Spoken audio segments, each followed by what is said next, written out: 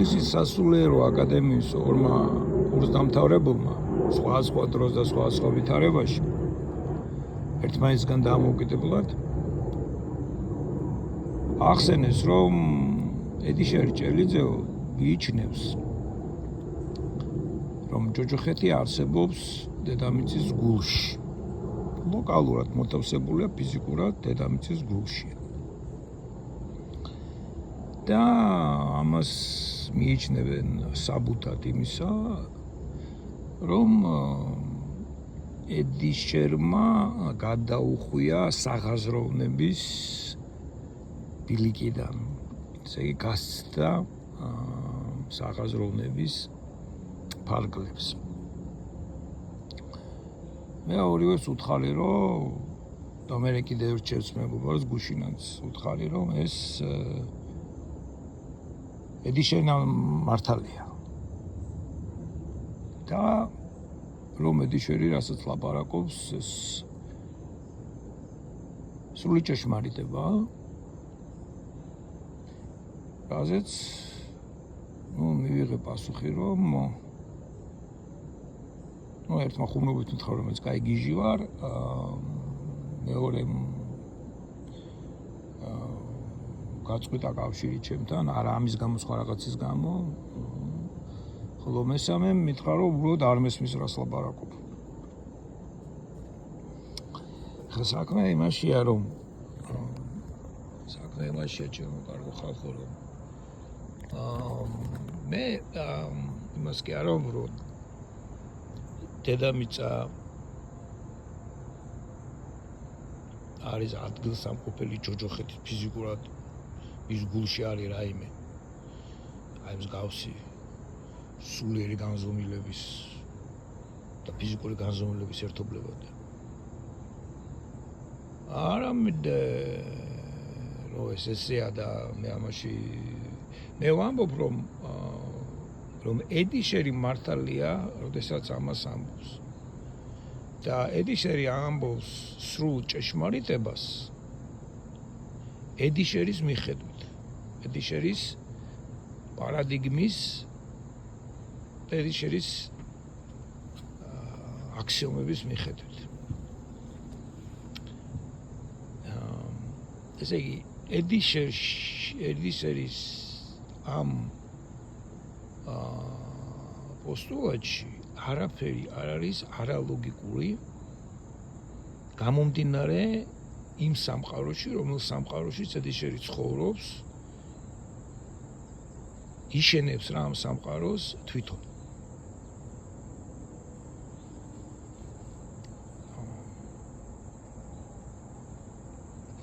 როგორც ვიცით, ედიშერმა შექმნა პარადიგმა, ჩვენ ყველანი ცხოვრობთ რაღაცა პარადიგმა, რაღაცა მოცემულობა შექმნა და იმ მოცემულობის შიგნით მოთავსებული ედიშერი აზროვნებს ფრიად ლოგიკურად. როგორ ამოვიდეთ ერთი პარადიგმიდან და გადავიდეთ მეორე პარადიგმაში, ეს არის რთული და მძიმე ფილოსოფიური საკითხი, მეტიც ეს არის რელიგიური საკითხიც კი.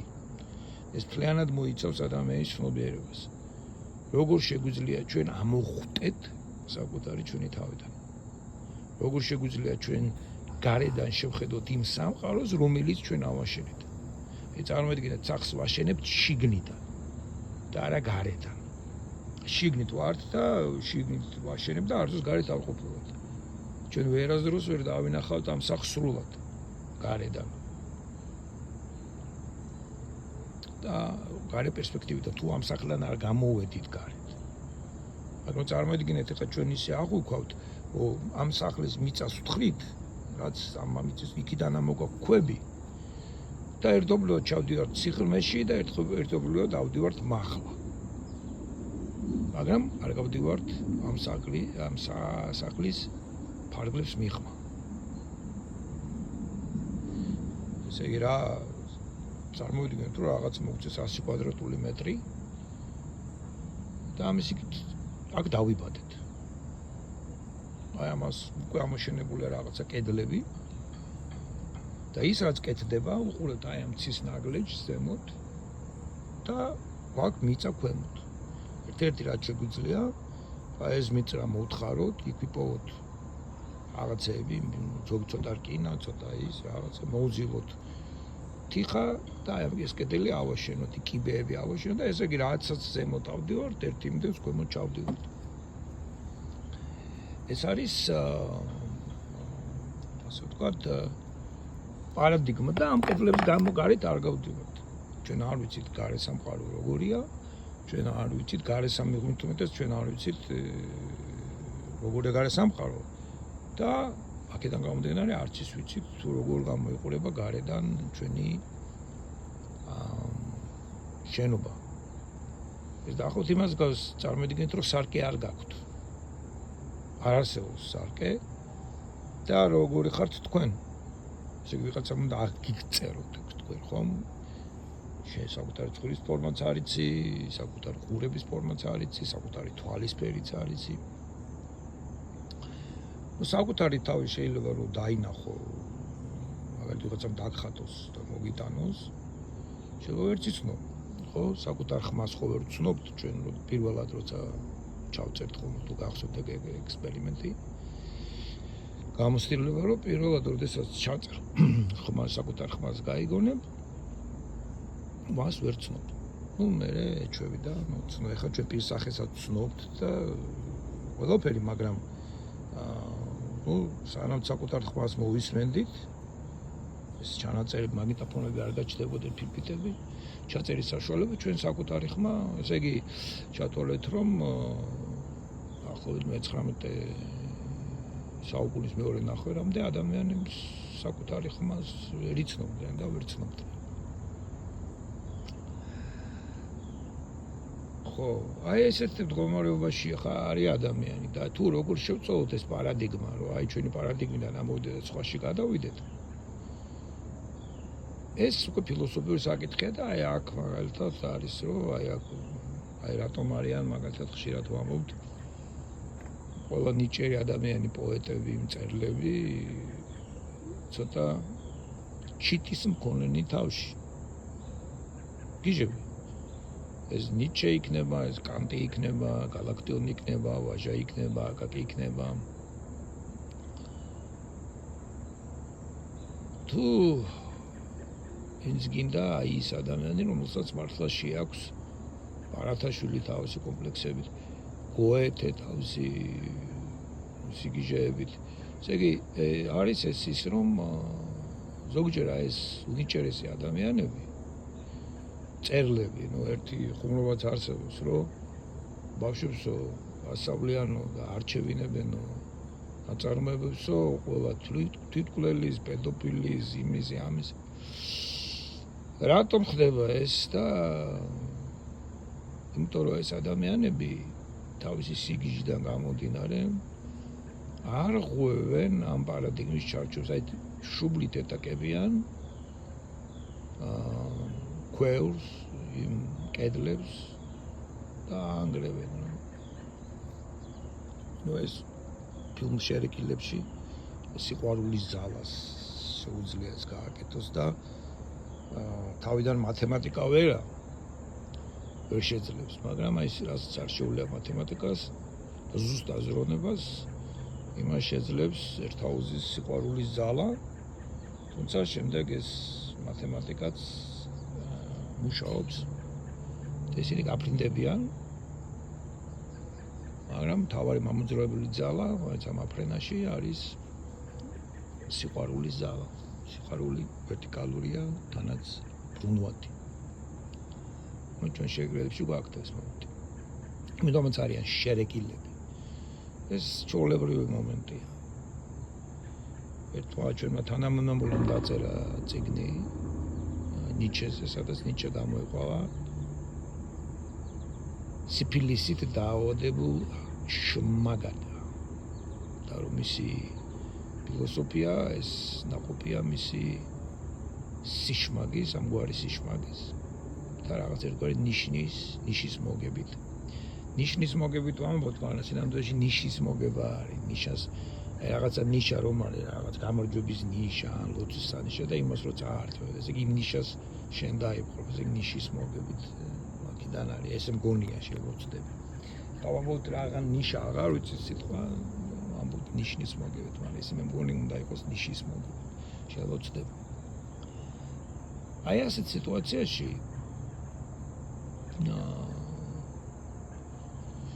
ვართ მაგალითად ჩვენ, აი როდესაც მაგალითად მამარდაშვილებს როდესაც ვიწყეთ ზუსტად აზროვნებას, ამდენადაც ეს ჩვენ შეგვიძლია და აზროვნებას ყველა ჩვენი გამოცდილების დასტურს პოულობთ სახარებაში, ეს მე ხშირად მემართება ესეთი რამ. წმინდა მამებთანაც სხვათა შორის, ან ძლიერ მოაზროვნეებთანაც. ვინც არ უნდა იყოს ძლიერად მოაზროვნე რა, აი ნიჭით რაღაცით ნიჭის დაჯდებული. მაგრამ უფრო მეტად თვითონ სახარებაში, ახალ აღქმაში და განსაკუთრებით სახარებაში პოულობ ხოლმე, აი ჩემს აი რაღაცნაირად გამოცდილების, ან ჩემი რაღაც მიხვედრილობის დასტურს. ჩემზე ადრე ამას მიხვედრილა ეს ყველაფერი ჩაწერილი სახარებაში. ერთგან მამარდაშვილი წეს, რაც არ უნდა იფიქრო და რაც არ უნდა მოიფიქრო, ბოლო ყველაფერს იპოვიო ჟილეზნაე ზადნიცა არისტოტელია, ესე იგი არისტოტელის რკინის უკანალზეა უკვე ყველაფერი, ესე იგი რაღაცა რას ნიშნავს ეს ფრაზა ზუსტად არ ვიცი, მაგრამ ნიშნავს რომ თითქოს ვერაფერ ახალს ვერ პოულობთ, რაზეც არ უნდა იფიქრე, ეს ყველაფერი უკვე ნაფიქრალი აქვს. დიდ ფილოსოფოსებს და განსაკუთრებით, ამ შემთხვევაში ის ამბობს არისტოტელეს. ხო და ამას ვფიქრობდი, თუ ეს სახარებაში კოდირებულია ყველა ჩვენი გამოცდილება და ეს ერთგვარად მართლა აძლევს სახარებას იმ გამოცხადებითობის სტატუსს, რასაც მას ანიჭებენ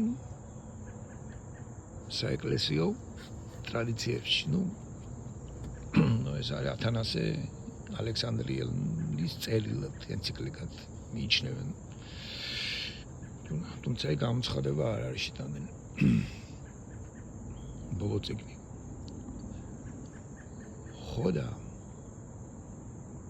ამ დილებაში აღმოჩნდა გამოდის რომ ეს არის ჭეშმარიტება მართლაც გამოცხადებული.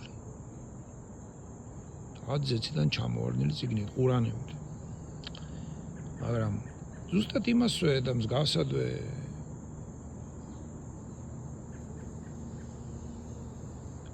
პოულობენ თავის გამოცდილების დასტურს ყურანში მუსლიმები.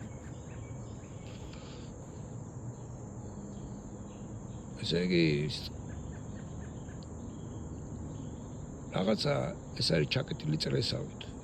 ჩვენ და ჩვენი კულტურა მთლიან და ჩვენ მასში მოქცეული ამ კულტურაში ამოზრდილი ვართ აი ამ სახარებისეული პარადიგმიდან. ჩვენ არ შეგვიძლია სხვა რამ დავინახოთ გარდა იმისა, რაც ამ სახარებაში არის უკვე ჩაწერილი, იმიტომ რომ ჩვენი კულტურა მთლიანად ამაზეა დაფუძნებული.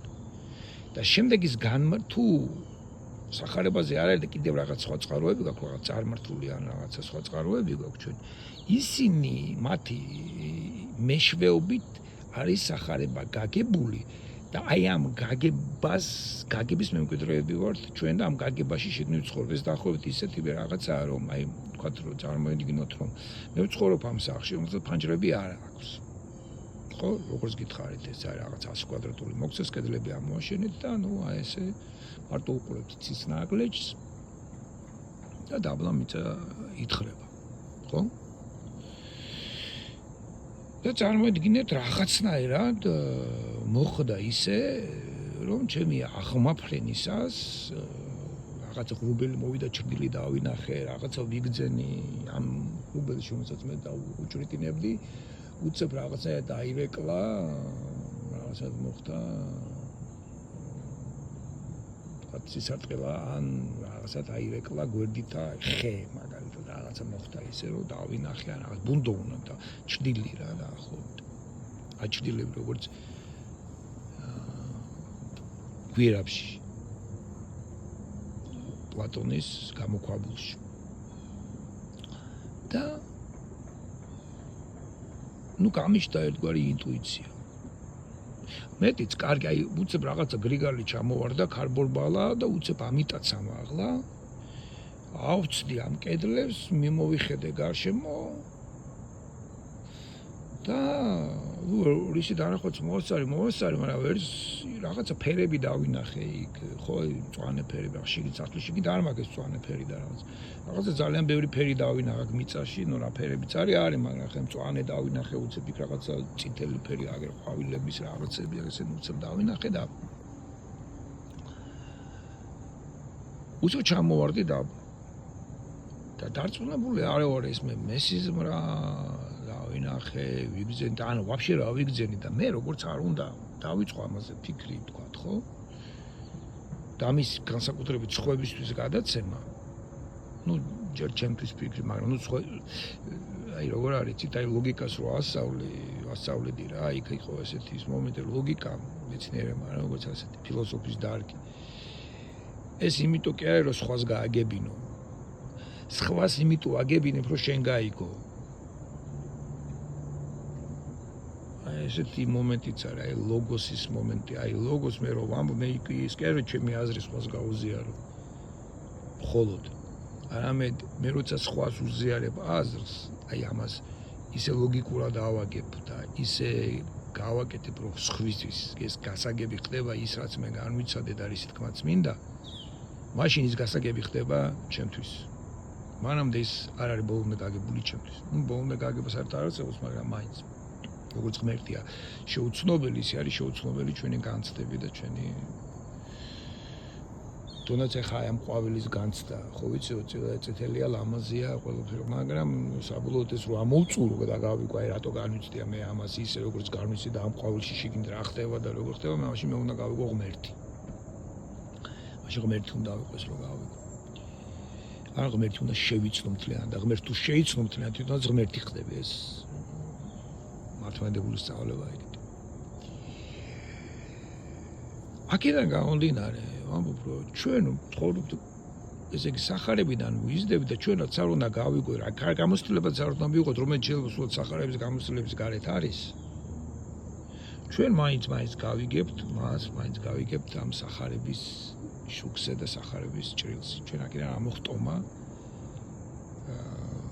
ჩვენ კულტურაში ესე ქრისტიან კულტურაში და აი ამ დასავლური კულტურის ნაწილში როგორც ჩვენ ვართ ჩვენ არ შეგვიძლია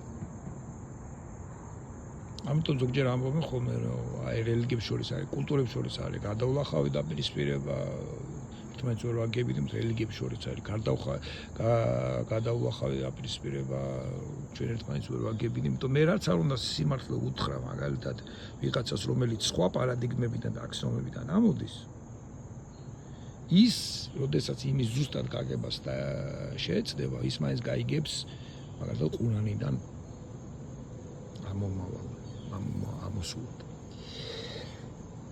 აქედან გამომდინარე დიშერი წარმოვიდგინეთ ხედიშერი დგას და თვითონ შემოიზღუდა თავი და თქვა მე ვიცი რომ არსებობს პლატონიც არისტოტელეც ვიცი რომ არსებობს თანამედროვე თეოლოგიაც ვიცი რომ არსებობს მეცნიერებაც მოდერნიც საკმაოდ კარგად მესმის ნეოპლატონიზმიც ვიცი რა არის რამდენი წიგნები ამაზე დაწერილი განა სულელი ვარ და არ ვიცი მაგრამ ეს ამბობს მე რომ მეცნიერულად ზუსტი ვიყო და მე რომ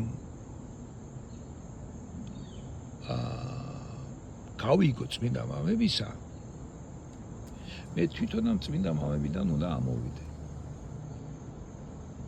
ეხლა აი ამას დავასრულებ რა და დაგელაპარაკებ წმინდა მამებიდან უნდა ამოვიდე ესე იგი გარდა ამ წმინდა მამების ტექსტებისა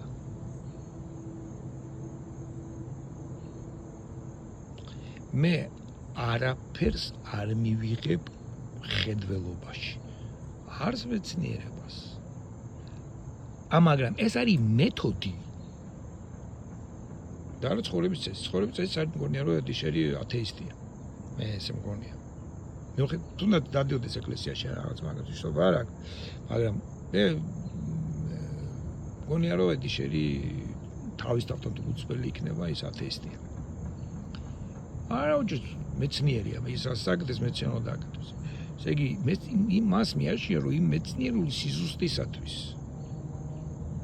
რომელსაც მოითხოვს თავის ეს მეცნიერება და რომ არ გაიბლანდოს და გაიძღვიბოს 1000 მიმართულები და საბოლოო ზამში ორიენტირი მთლიანად დაეკარგოს, მან გადაწყვიტა რომ იგი შეზიზღუდებოდა, გალავას აიშენებდა და თავის თავს განზღუდავდა ყველაფრისაგან, რაც განსხვავებულია და სხვა მამათა ტექსტებიდან, საეკლესიო ტექსტებიდან. აი ეს არის ის, რაც მან გააკეთა. იმისათვის, რომ მან შიგნიდან ამოწუროს და ზუსტად გაიგოს ის, რასაც შეისწავლის. ეს ხილიდან არ გამოეცალოს ობიექტურობა, სუბიექტი, ესე იგი სწავლების ობიექტი.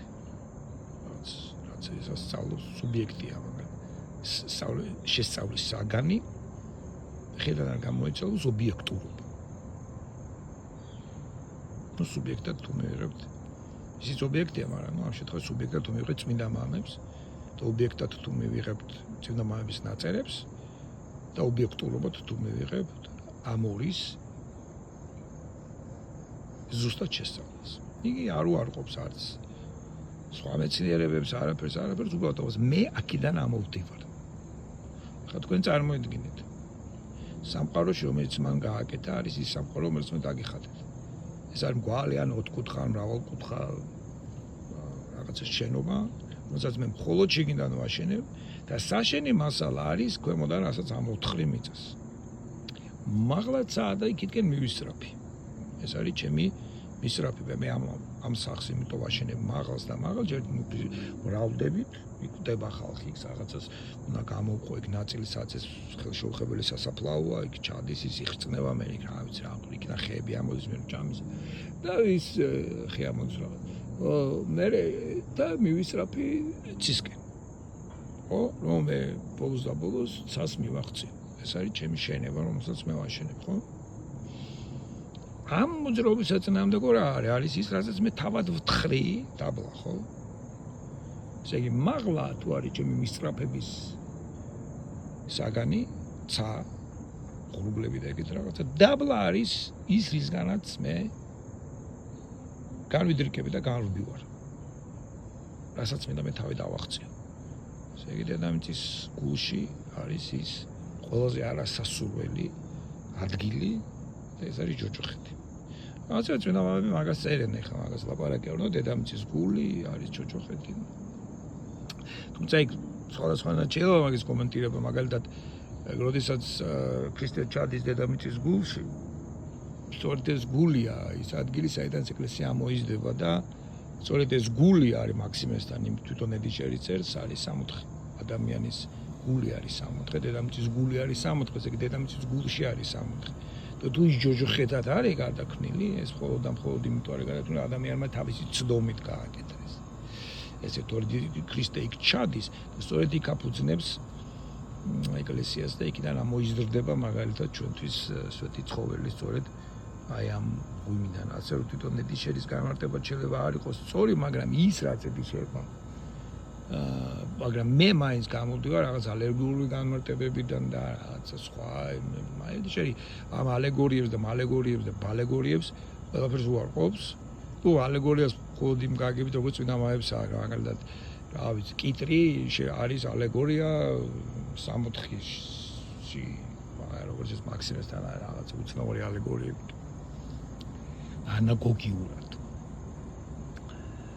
ხო, ეს ამის დასამტკიცებლად მე ეს თარგმნე ადრეც Facebook-ზე და აი აქ არის ეს მომყავს აი მაგალითად ეხლა სიტყვით გითარგმნით, როგორ ხდება. ესე იგი ეს არის რასელის პარადოქსი რა, რასელი არის ყველაზე ერთ-ერთი ყველაზე ლოგიკოსი ადამიანი და უკვე აქ არის რომ ესეთი რაღაც ესე იგი 1931 წელს აი აქ არის ერთ-ერთი მათემატიკოსი ავსტრიელი კურტ გოდელი, ალბათ გოდელია აჩვენა რომ თვითონ მათემატიკაც მოიცავს თავის თავში პარადოქსს. ეს ყველაზე ზუსტი მეცნიერება ხო მათემატიკაა, მაგრამ მათემატიკაშიც არის პარადოქსი. გოდელმა დაამტკიცა რომ ერთხელ და სამუდამოდ დაამტკიცა ეს თავისი აზრი.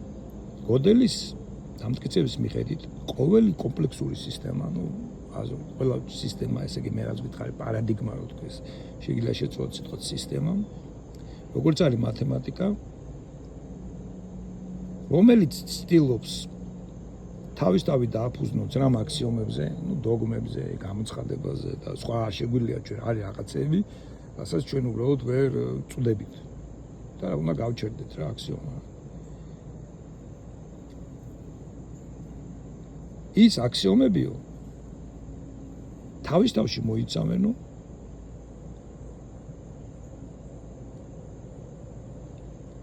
პროპოზიციებს, ესე იგი აზრებს, რომელიც არ შეიძლება რომ და აქსიომა სწორედ ის აქსიომა არის თეორემისგან განსხვავებით, აქსიომა არის ჰიპოთეზასავით.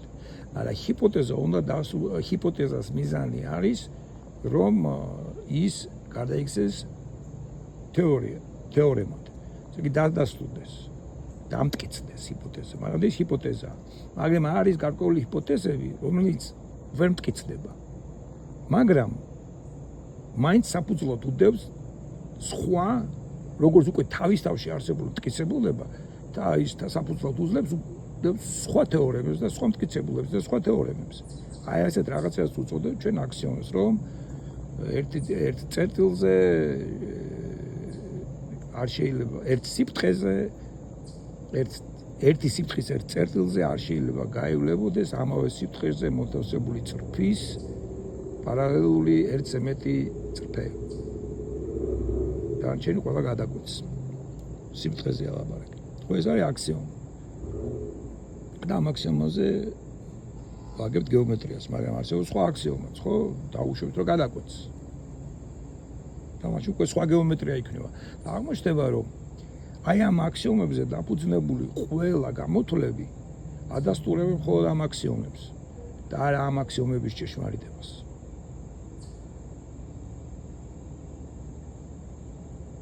აქსიომი შეიძლება მაგრამ არ დასტურდება, მაგრამ დასტურდება იმ სისტემის პარკლებში, რომელიც სისტემაზეც დაფუძნებულია ამ აქსიომებზე. აი მე როგორ ვთქვი, სახარებიდან ამოდიო და ბოლო სახარებამდე მიდიო. იმისათვის, რომ ამ აქსიომების სიმართლე დადასტურდეს, ამისათვის საჭიროა, რომ რაღაც ახალი აქსიომა მივიღოთ, ეს კი აი ამ სისტემის გარეთ გავიდეთ. და მაშინ ჩვენ დავინახავთ ეს აქსიომა P არის მართალი თუ არ არის მართალი. მაგრამ მიუხედავად ამისა, რომ სხვადასხვა აქსიომებზე არის აგებული სხვადასხვა მათემატიკური სისტემები, რომლებიც თითქოს გამორიცხავენ აი ამ აქსიომების მიხედვით ერთმანეთს, საველოო ჯამში მაინც მუშაობენ და ჩვენ შეგვიძლია გავფრინდეთ, მარსზე დავჯდეთ, სხვადასხვა მათემატიკები გამოვიყენოთ. ესე იგი, ედიშერის სისტემაში ედიშერი მართალია. და აი რომ მივიდა ედიშერი თავისი აზროვნებით, ზუსტი აზროვნებით, ის უნდა მისულიყო იქამდე, რომ დედამიწის გულში materiალად არის მოთავსებული ჭოჭოხეთი, იმიტომ რომ ესე ასწავლიან წმინდა მამები. ესე გამომდინარეობს წმინდა მამები. ეს ნიშნავს, რომ ედიშერი თავისი ზუსტი აზროვნებით მივიდა და ზუსტად გამოიკვლია ის ადამიანს შეიძლება ლოგიკურად მიხვიდე მამათა, მხოლოდ მამათა ტექსტებზე დაფუძნებით. და მიუხედავად იმისა, რომ ედიშერმა იცის, რომ ეს პარადოქსულია და მას საცინარა იგდებენ ამისათვის.